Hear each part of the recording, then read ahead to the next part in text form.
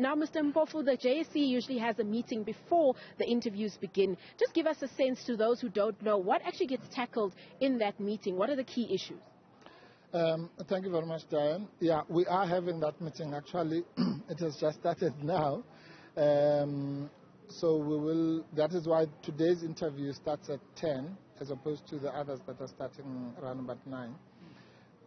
No, that is a routine meeting that we have before any set of interviews. So we discuss issues that arose from the previous meeting that we had. So we'll go through those minutes, attend to whatever business would have had to be attended to in between the interviews.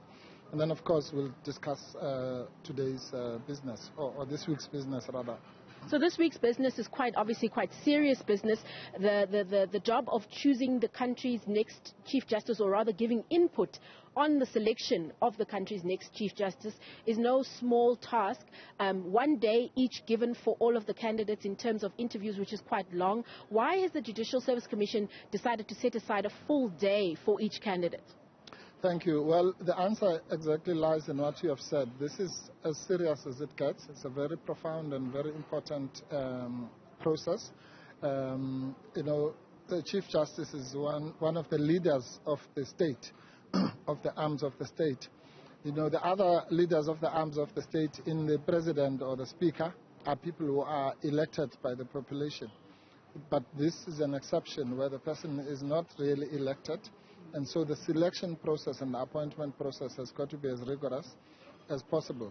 It is set out in the Constitution.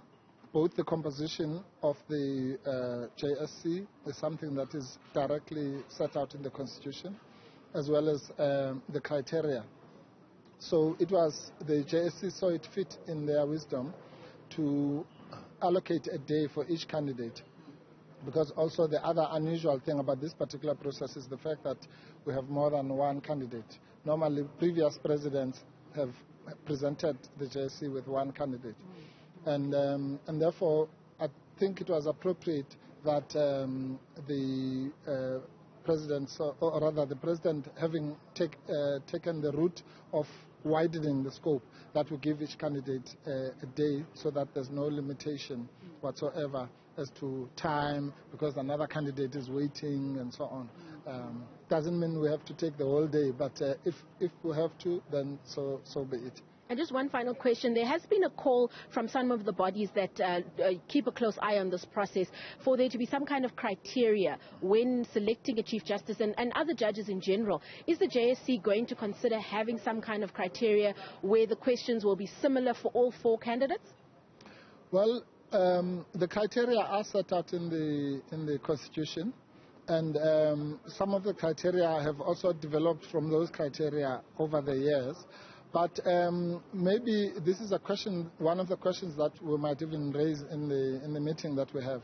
I know that the JSC is considering, or was even last year considering, having a workshop of the way forward. And it was decided then that it might be better to wait for this process, so that when we have that workshop, we already have the person who will be chairing the JSC.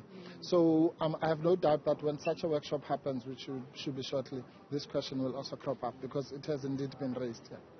Well, I'm going to let you go, Mr. Mpofu. I know that you are late for that meeting, and thank you for allowing us to steal you away from that. Now, Xoli, you had asked a question, I think it was about the leadership abilities of the different candidates and how important that is going to be.